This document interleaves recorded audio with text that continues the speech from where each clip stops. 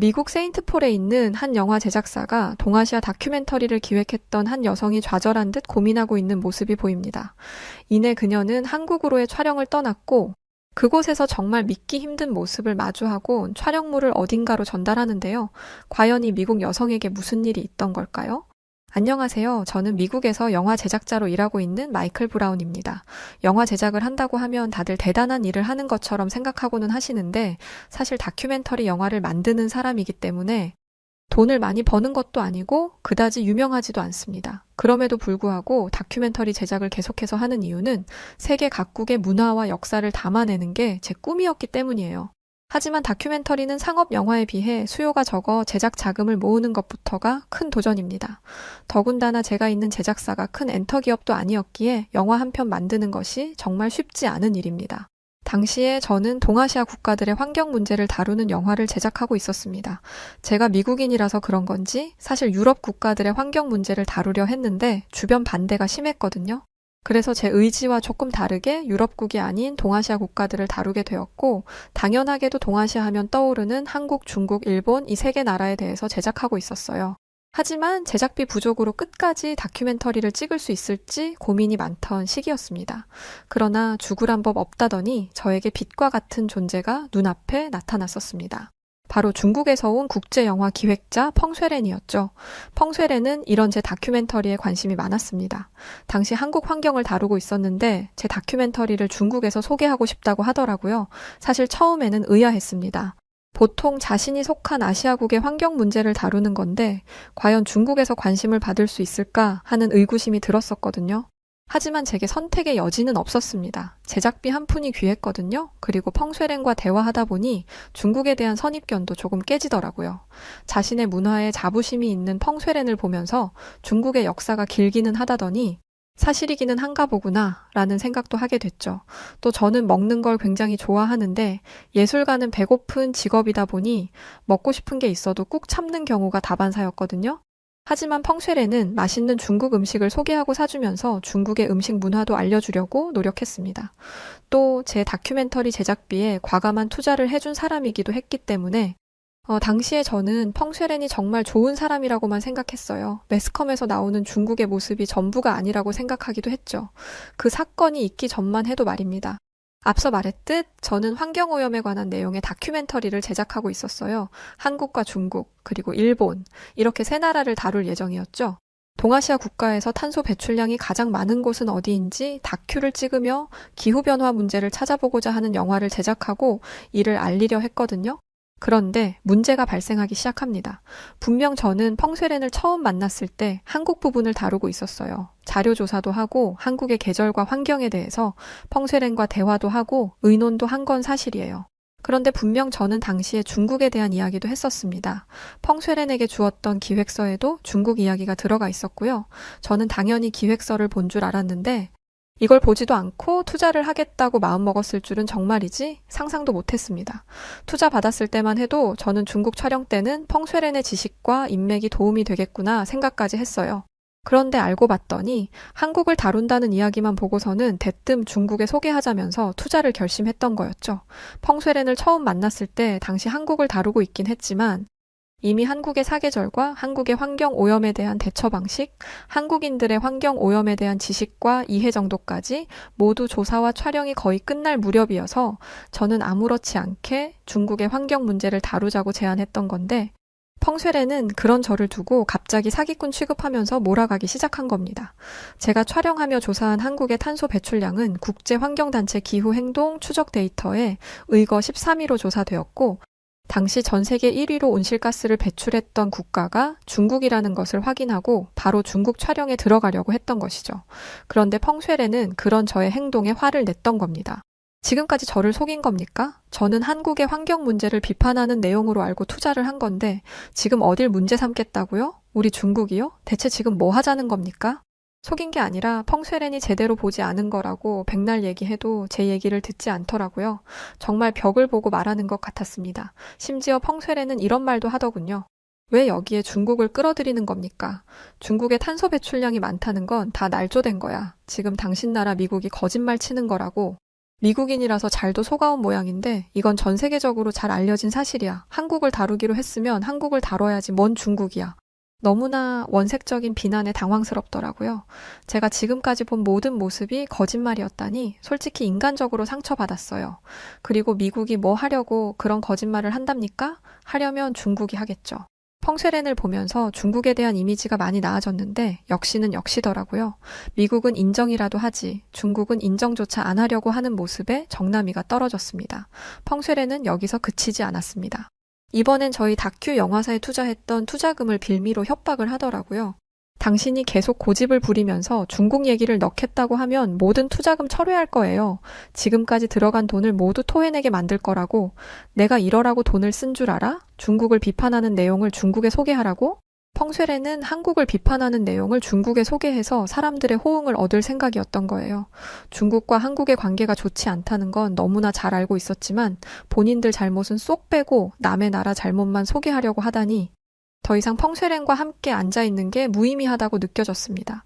솔직히 투자금을 회수한다고 하는 말에 살짝 위축되기는 했어요. 투자금을 회수하는 건 불가능하다고 이야기했더니 저를 사기죄로 고소한다고 했거든요. 미국에 그런 가짜뉴스를 퍼뜨리려고 하다니 당신들이 우리 중국을 욕보이게 하는 주 범인들이었구만. 내가 당장 당신들 고소할 거야. 무슨 영화를 그렇게 본 건지 미국 정부가 뭐가 아쉬워서 저같이 평범한 사람을 범인으로 만들겠어요. 그리고 무슨 효과가 있다고 이 소규모 자본 다큐멘터리로 중국과 기싸움을 하겠냐고요. 중국은 국가 차원에서 구린 공작을 많이 한다던데 그게 사실인 것 같았습니다. 펑쉐렌은 씩씩거리며 떠났고 저는 며칠 뒤 정말 펑쉐렌이 고소를 했다는 연락을 받게 됐습니다. 급하게 변호사를 선임했지만 가뜩이나 부족한 제작비에서 비싼 변호사 비용을 지불하게 된 건 너무나 큰 손해였습니다. 법정 공방은 몇 달간 이어졌어요. 다행히 무혐의를 받아냈지만 정신적으로도 피폐해졌고 금전적으로도 손해였죠. 하지만 다큐 제작을 포기하지 않았습니다. 제작진의 임금을 주지 못해 혼자 모든 걸 해야 했지만요. 저는 새로운 계획을 세우면서 첫 목적지로 중국의 후난성에 있는 유명 자연 명소인 장가게에 가게 되었어요. 중국의 광활한 자연을 보여주면서 중국인들이 왜 자연을 지켜야 하는지 알리기 위해서였죠. 정신없이 촬영 장비를 세팅하고 자연 풍경을 촬영하고 있는데 중국인들로 보이는 사람들이 저를 부르더라고요. 그러더니 굉장히 날선 목소리로 지금 우리 찍고 있는 거예요? 라고 하더라고요. 순간 차갑게 돌변했던 펑쉐렌이 생각나면서 심장이 덜컥 내려앉았지만 침착하게 대답했습니다. 아닙니다. 저는 이 절벽과 주변 환경을 촬영하고 있어요. 환경과 다큐멘터리를 만들고 있거든요. 사람은 찍지 않아요. 그러나 제 설명에도 불구하고 그들의 표정은 점점 더 험악해졌습니다. 그러더니 갑자기 소리를 지르더라고요. 보통 목소리를 천천히 높이다가 소리를 지르는데 그런 것도 없었어요. 정말 당황스럽더라고요. 짧은 머리에 몸에 문신까지 하고 있던 중국인들 사이에 둘러싸이게 되니 사실 솔직히 정말 많이 무서웠습니다. 그리고 중국인들은 저에게 협박하기 시작했죠. 거짓말하지 말고 카메라 내놔. 방금 분명히 우리를 찍었지? 아니야? 당장 카메라 내놓으라고. 그게 싫으면 돈을 내. 무슨 준비라도 했던 사람들처럼 함께 있던 사람들은 죽이 척척 맞았습니다. 영어까지 잘 구사하는 사람까지 있던 걸 봐서는 중국을 찾은 해외 관광객들을 상대로 이런 일들을 종종 벌이는 것 같았어요. 그러면서 심지어 제 카메라를 뺏으려고까지 했습니다. 공격적으로 손을 뻗어 제 카메라를 빼앗으려 하길래 저는 본능적으로 카메라를 감싸 안았습니다. 그러나 여러 명이 저를 잡고 흔드는 바람에 결국 카메라를 놓쳤고 카메라가 언덕 밑으로 빠르게 굴러 떨어지면서 카메라는 산산이 조각나고 말았어요. 급하게 내려가서 카메라를 주워 담았는데 중국인들은 미안한 기색 하나 없이 제게 와서는 당장 카메라와 돈을 내놓으라는 말만 하더라고요. 그 카메라는 제가 가진 거의 모든 걸 팔아 마련한 것이었어요. 그리고 지금까지 촬영한 모든 영상이 담겨 있었습니다. SD카드는 어떻게든 건질 수 있을지 모르지만 카메라 자체가 완전히 망가져 버렸다는 사실에 엄청난 좌절감을 느꼈어요. 저는 중국인들에게 따져 물었습니다. 카메라가 이 지경이 됐는데도 내놓으라는 말이 나와요? 대체 뭘 보여달라는 거예요? 라고 외치자 중국인들은 카메라가 부서져도 메모리는 남는 거 다 알고 있어. 당장 내놔. 그게 아니면 돈을 내던지. 저는 제가 모든 걸 팔아 마련한 제 카메라가 부서진 탓인지 저도 모르게 더 이상 참을 수 없었는지 무서움도 잊은 채 중국인 무리를 향해 거칠게 소리쳤습니다. 내가 내 카메라로 촬영을 하는데 무슨 상관입니까? 그리고 여기는 공공장소예요. 내 권리를 당신들이 뭔데 뺏으려고 난리야. 그리고 사람 찍지 않았다고 말했잖아. 당신들이 예의 바르게 부탁했으면 그냥 보여줬을 거야. 그런데 당신들은 어떻게 했어? 대뜸 화를 내더니 나를 공격했잖아. 중국인들은 제 말을 듣고도 비아냥거렸습니다. 아니, 우리가 화를 내긴 뭘 내? 그냥 중국인이라 목소리가 좀 큰 것뿐인데? 그리고 떳떳하면 아무리 큰 소리를 냈어도 보여주면 될 일 아니야? 보여주기 싫음 돈을 내라니까 돈도 없고, 하여튼 미국 양키 놈들은 간이 콩알만 해서 별것도 아닌 거에 놀란다니까? 이렇게 말하면서 낄낄거리기도 하더라고요. 저는 자유국가 미국인이라는 것을 강조했어요. 저는 미국인이에요. 자유국가는 누구도 개인의 권리를 침해하지 않아요. 자유를 무시하는 행동은 공산국가인 중국인들에게나 가서 하세요. 공산국가라는 말이 나오자마자 역대급으로 성질을 내더라고요. 야, 너 우리가 누군지 알아? 이게 감히 지금 뭐라는 거야? 아니, 공산국가를 공산국가라고 말한 것뿐인데 왜들 저렇게 화를 내는지 당황스럽더군요. 분위기는 점점 더 험악해졌고 당장이라도 저에게 달려들 기세로 중국인들은 저를 둘러싸기 시작했어요. 그런데 그때였습니다. 그 중국인들이 저에게 화를 내며 점점 압박해오던 순간 누군가가 저와 중국인 무리의 사이를 가로막은 것이었죠. 이보세요. 여성을 두고 뭐 하는 겁니까? 진정들 하세요. 그리고 여긴 공공장소이고 사람들도 오가는 곳이라고요. 제 앞에 서서 중국말로 이야기하는 사람이 처음에 저는 다른 중국인인 줄 알았어요. 하지만 저를 겁박하던 중국인 무리가 그 사람에게 감히 한국인 주제에 우리 하는 일에 끼어들어? 라고 말했던 터에 한국인인 걸 알게 되었어요. 한국인들은 5분이 계셨는데 모두 저를 자신들의 뒤로 숨기고 저를 보호하려고 했습니다. 그러면서 중국인 무리에게 이렇게 이야기했죠. 무슨 상황인지 다 지켜봤습니다. 여러분은 이분에게 무리한 요구를 했어요. 그리고 누군가가 경찰에 신고를 했다고 합니다. 이제 경찰이 올 건데 이런 모습을 보여줄 건가요? 진정하시는 게 여러분에게도 좋을 텐데요.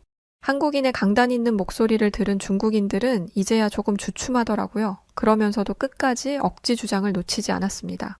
우리가 뭘 잘못했는데 우리를 찍었으니까 카메라 달라고 한 건데 그게 뭔 죄야. 그리고 우리가 보고 싶다고 하면 보여줘야지 돈을 내던가. 그리고 고작 한국인 주제에 지금 여기서 우리에게 해보잔 거야? 경악을 금치 못하겠더라고요. 이런 식의 권위주의적 태도가 21세기, 그것도 이런 현대사회에서 존재한다는 게요. 한국인들은 이미 예상했었는지 어이없어 하는 표정을 지으며 대꾸했습니다. 중국인들이 뭘 알겠냐마는 미국이나 한국과 같은 민주주의 국가에서는 모든 사람이 평등합니다. 부자이든 권력자이든 사람을 함부로 무시할 수는 없어요. 그때 마침 중국 경찰들이 도착했습니다. 그런데 정말 어이없게도 경찰이 오자마자 태도를 싹 바꾸더라고요. 그러면서 저 외국인이 우리 중국인들을 허락도 없이 촬영했다며 저희를 손가락질하기 시작했습니다. 팔은 안으로 굽는다더니 결국 경찰들은 부서진 제 카메라를 가리키며 타인을 촬영하는 행위는 불법이라고 하면서 부서진 제 카메라를 회수했고 한국인 분들의 상황 설명에 겨우 상황은 종료될 수 있었어요. 그렇게 경찰과 중국인들은 자리를 떠났는데 먼 중국까지 와서 촬영했던 장비는 잃게 되고 무엇보다 그동안 애써 담아왔던 데이터를 모두 잃어버리게 돼서 정말 멍하니 하늘만 보고 있었습니다. 그런데 아까 저를 도와주었던 한국인 분들이 저에게 다가와 괜찮냐고 물어보셨어요. 저는 그제야 정신을 차리고 도와주셔서 감사하다는 말을 거듭해서 전했죠. 그러자 한국인 분들은 괜찮다고 말하며 오히려 저를 안심시키시더라고요. 그러더니 제 손에 카메라 SD 카드를 쥐어주었습니다. 그리곤 제가 사는 미국의 주소를 알려달라고 하더군요. 부서진 카메라에 담겨 있던 SD 카드를 혹시 몰라 미리 뺐었다고 합니다. 그리고 중국 경찰 쪽에 지인이 있으니 부셔진 카메라를 회수하여 고쳐 보내주겠다고 했습니다. 저는 너무 놀랐죠. 이렇게까지 도움을 주실 거라고 정말 생각도 못했거든요. 어떻게 보답을 해드려야 하겠냐고 비용을 지불하겠다고 하니 명함을 주며 한국인 분들은 이렇게 말했습니다. 아까 다큐멘터리를 찍는다는 얘기를 언뜻 들었어요. 그리고 이런 촬영을 하러 오는데 혼자, 그것도 카메라 하나 달랑 들고 왔다는 건 예산이 넉넉지 않다는 것 같은데 제 예상이 틀렸나요? 저는 엄청난 통찰력에 깜짝 놀랐습니다. 분명 관련된 일을 하는 사람이라고 생각했죠. 그런데 실제로 알고 보니 일행 중 한 분이 한국 방송국에서 근무하다 퇴직하고 친구들과 여행을 왔던 거였어요. 그날 이후 저는 다시 제가 살던 미국으로 돌아왔었습니다. 다행히 한국인 분들이 손에 쥐어준 SD카드가 있던 터에 다큐에 들어갈 일부 영상들은 보존되었었죠. 그리고 얼마 뒤 정말 그때 만난 한국인 분들이 수리한 제 카메라를 제가 사는 곳으로 보내주었습니다. 이 얼마나 감사한 일인가요? 세계 어느 국가의 사람들도 이렇게 타인을 도와주지 못할 겁니다. 이렇게 감사한 일을 겪었음에도 사실 저는 그 이후로 기획했던 다큐멘터리 촬영을 할 수가 없었어요. 다시 중국으로 건너갈 자신도 없었고 무엇보다 자금 확보가 되지 않아 예산이 없었습니다. 그렇게 시간은 흐르고 어느 날이었습니다.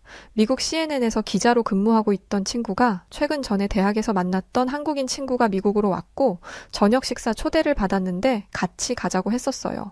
한국인이라 제가 큰 도움을 받았던 국가의 사람들이 떠올랐습니다. 당연히 저는 그 제안에 응했고 함께 저녁 식사 자리에 참석하게 되었습니다. 그곳에는 CNN에서 기자로 활동하는 미국인들과 한국인들로 보이는 몇몇 분들이 계셨어요. 그분들은 저를 반갑게 맞아주었고 인사를 나누며 저희는 맛있는 저녁 식사를 할 수 있었어요. 그런데 그곳에서 저는 정말 아주 놀랍고 재밌는 광경을 목격하게 되었었습니다. 식사를 맛있게 하고 먹었던 음식을 치우는데 미국은 음식물 쓰레기와 일반 쓰레기를 구분하지 않고 버리거든요. 그런데 그렇게 음식물과 일반 쓰레기를 함께 치우는 모습을 보던 한 한국인이 지인에게 그 모습을 보며 혀를 끌끌 찼습니다. 아니, 미국에서 쓰레기 버릴 때마다 양심에 찔리네. 너는 안 그래? 그러자 한 한국인분이 고개를 끄덕이더라고요. 나도 그래. 여기서 10년을 넘게 살았는데도 익숙해지지가 않네. 그런데 뭐 어쩌겠어. 내가 분리수거를 한다고 해도 바뀌는 게 없을 텐데 여긴 미국이잖아. 맞아. 한국에서는 이렇게 버렸다간 난리가 날 텐데.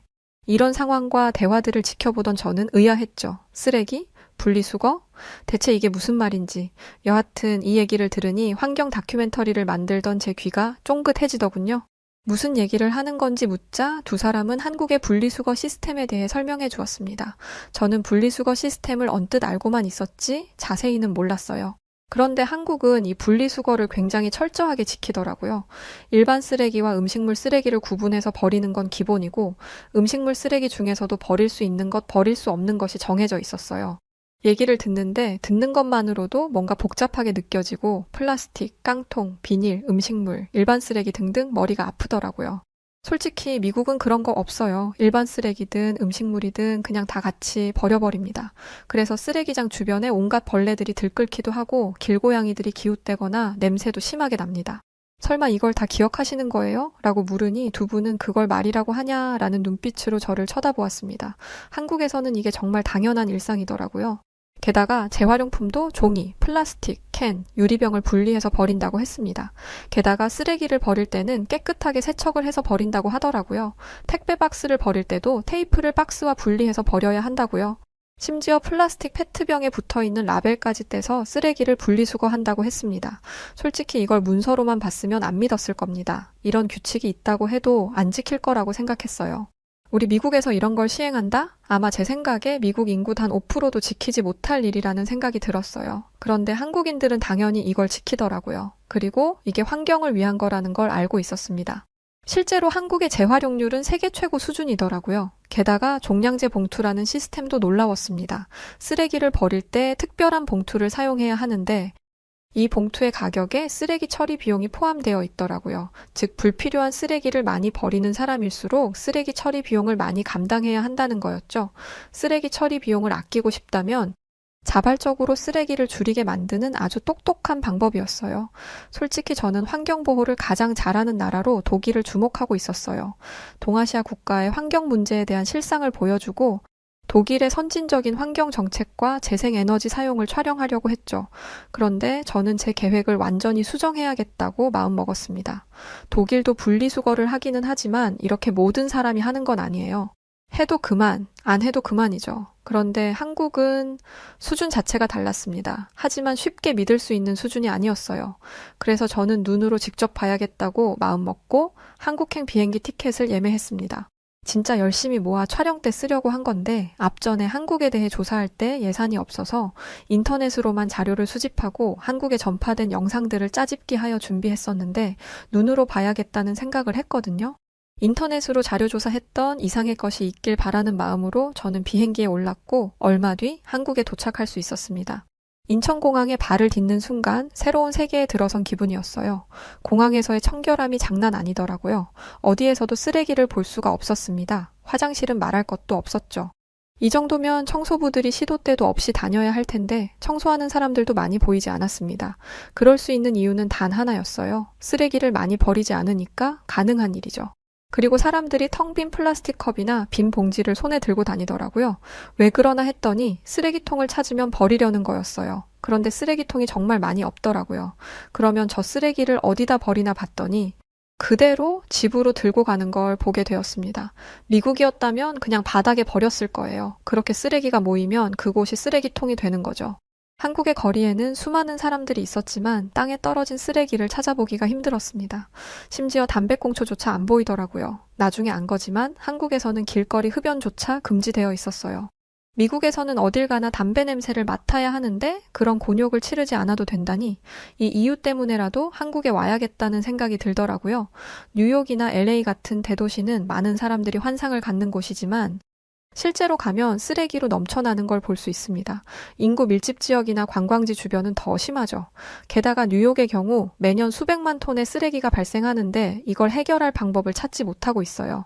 한국과 비교해보니 미국인으로서 부끄럽더라고요. 그런데 미국은 쓰레기뿐만 아니라 마약 문제도 심각해요. 하지만 한국의 골목에서는 미국과 같은 모습을 찾아볼 수가 없었습니다.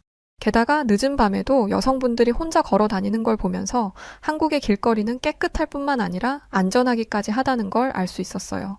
더 놀라운 건 뭔지 아세요? 제가 있던 곳이 서울이라는 대도시였다는 거예요. 사람이 많으면 문제가 생길 확률이 높아지는 건데 아무 문제 없이 사람들이 안전하게 밤거리를 돌아다닐 수 있다니 평생 이런 걸 누려본 적 없는 저로서는 너무나 부러운 모습이었습니다. 저는 대도시를 지나 지방도시로도 향했어요. 대도시는 교육 수준이 높다는 게 일반적인 인식이라 대도시일수록 사람들의 시민의식이 낮다는 게 미국인들의 생각이거든요. 그런데 한국은 지방도시라고 해서 교육 수준이 낮지 않더라고요. 제가 만난 사람들 전부가 대졸자였습니다. 저는 과거 촬영차 중국에서 갔던 지방도시를 떠올릴 수밖에 없었어요. 같은 아시아였으니까요. 아니 베이징만 해도 충격적이었죠. 거리는 쓰레기로 넘쳐났고 특히 플라스틱 쓰레기가 눈에 띄게 많았어요. 길거리 음식점이 즐비한 골목에서는 음식물 쓰레기와 기름때가 뒤섞여 불쾌한 냄새를 풍겼죠. 지방도시는 수질 오염 문제도 심각했습니다. 정말 죄다 죽은 강 같더라고요. 공장에서 나오는 폐수와 생활하수가 섞여서 강으로 흘러 들어가는데 미관상의 문제도 있었지만 냄새는 정말 참을 수 없을 정도였어요. 그런데 중국은 깨끗한 국가라고 모든 게 거짓된 이야기들이 송출되고 있는 것이라고 말하던 펑쇠렌이 떠오르더군요. 왜 진실을 숨기고 자신들의 국가의 치부를 감추려고만 하려는지 이해되지 않았습니다. 실제로 전 세계에서 가장 많은 온실가스를 배출했던 나라가 중국이었죠. 전 세계가 합산 배출했던 온실가스는 약 500억 메트릭 톤에 달하는데 이 중에 144억 메트릭 톤을 중국이 내보내고 있었어요. 이거에 비하면 한국의 환경은 천국이나 다름없었죠. 고작 6억 7천만 메트릭 톤의 온실가스만 배출하는 국가였으니까요. 중국과 20배가 넘게 차이가 났던 겁니다. 실제로 제가 본 한국의 하늘은 맑았고 한강은 깨끗했어요. 게다가 청계천의 수질은 상상 이상이었습니다. 대도시 한가운데를 가로지르는 강의 수질이 그 정도라니 사람들이 신발을 벗고 발을 담그며 더위를 식히는 모습이 너무나 아름답더라고요. 자연과 도시의 공존이라니. 환경을 보존해야 하는 이유를 설명할 때 이 장면을 넣으면 되겠다고 생각했습니다. 시골은 뭐 말할 것도 없었죠. 어딜 가든 풀 냄새가 나는데 요양을 하러 온 기분이었습니다. 풀 냄새, 물 냄새가 이렇게 쾌적하고 청정한 것일 거라곤 상상도 못했어요. 한국에 오지 않았다면 아마 평생을 살아도 경험하지 못했을 거예요. 미국으로 돌아가기 전 제가 간 곳은 강원도 영월이라는 곳이었어요. 아주 작은 도시였는데 저는 영월 시내에서도 더 깊숙한 곳으로 들어갔습니다. 깊은 곳으로 들어가니 더 깨끗한 자연이 나오더라고요. 그런데 놀라운 건 차 하나 들어가기도 버거운 길에도 분리수거함이 있다는 거였어요. 게다가 CCTV까지 달아서 쓰레기를 하부로 버리지 못하도록 하고 있었습니다. 그런데 더 놀라운 게 뭔지 아세요? 아마 이건 한국인 분들도 잘 모르실 것 같은데요. 한국에는 에너지 자립도라는 게 있습니다. 에너지 자립 마을은 외부로부터 공급되는 에너지를 줄이고 마을 공동체에서 자체 에너지를 개발하는 거예요. 당연히 신재생 에너지를 사용해서 아주 환경 친화적으로 에너지를 만들고 있죠. 맨날 화석이나 태우고 석유나 뽑아내는 다른 국가들과는 전혀 다른 모습이었습니다. 이건 일전에 자료 조사를 하며 찾았던 건데 한국에 오게 된 이상 안 와 볼 수가 없었어요. 한국은 잘 사는 나라잖아요. 다른 나라에서 에너지원을 수입하는 게 어려운 일이 아닐 텐데 이런 사업을 국가 차원에서 한다는 점이 놀라웠습니다. 저는 다큐멘터리를 어떻게 완성할 것인지에 대한 해답을 한국에서 찾았습니다. 그런데 한국에서 오랫동안 촬영을 하려면 제작비가 걱정이더라고요. 그래서 SNS에 하소연하는 글을 썼는데 어떻게 알았는지 한국 독립영화 제작팀에서 연락이 왔어요. 자기들이 도와줄 수 있을 것 같다고 하더라고요. 저는 그분들의 도움을 받아 사무실에서 숙식을 해결하며 촬영을 이어왔습니다. 그런데 제작팀이 엄청난 소식을 물고 왔어요. 바로 한국인 투자자가 저희 다큐멘터리에 자본을 댄다는 거였습니다. 그런데 말이 투자지? 이거는 후원이나 다름없어요. 다큐멘터리 영화로 수익을 기대한다는 게 말이 안 되니까요. 제가 이런 말을 하면 안 되지만 왜 투자를 하는 건지 궁금했습니다. 그 투자자분은 이런 내용이 세계에 알려져서 많은 나라들이 환경 보전의 필요성을 깨닫길 바란다고 하셨어요. 그러면서 덧붙인 말이 굉장히 멋있었는데요. 그분은 한국인이 투자했다고 해서 한국이 과하게 드러나지 않아도 괜찮습니다. 있는 그대로 제작해주세요. 한국의 위상이 드높아지는 것도 자랑스러운 일이지만 거짓이 있어서는 안 된다고 생각해요. 라고 말씀하셨어요. 지난날 누구와 너무나 다르더라고요. 저는 한국의 도움으로 환경 다큐를 완성해서 환경보호단체에 보냈습니다. 그런데 이 소식을 어떻게 알았는지 펑쉐렌에게서 문자가 왔었어요.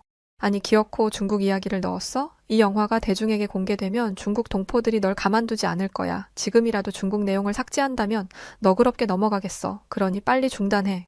여전히 자신이 대단한 사람인 양, 윗사람인 양 구는데 그냥 무시해버렸습니다. 어디 한번 해보라죠. 제가 이런 것도 각오하지 않고 다큐멘터리를 만들었을까요? 그리고 이제는 제게도 든든한 한국인 동료들이 생겼습니다. 그래서 더 이상 두렵지 않아요. 제가 만든 다큐멘터리가 언제 대중분들에게 공개될지는 모르겠지만 그날이 오면 꼭 한국인 여러분들에게도 공유하도록 하겠습니다. 그리고 한국인 여러분들 정말 감사합니다. 네, 오늘 사연 여기까지인데요. 저도 한국 사람이라 저희는 분리수거 이런 게 그냥 당연한 거라고 생각하고 있었는데 다른 나라는 아예 안 하고 있던 거였네요. 그러면서 무슨 환경 운운하는 건지 제발 우리 대한민국의 환경 시스템을 도입하셔서 전 세계가 다 같이 환경에 앞장섰으면 좋겠습니다. 자, 그럼 오늘 사연 어떻게 들으셨나요? 사연이 재밌으셨다면 구독과 좋아요 부탁드리고 그럼 지금까지 사연을 전해드렸던 여우튜브 송은지였습니다. 영상 끝까지 시청해주신 모든 분들 고맙습니다. 그리고 우리 구독자분들 모두 감사하고 사랑합니다.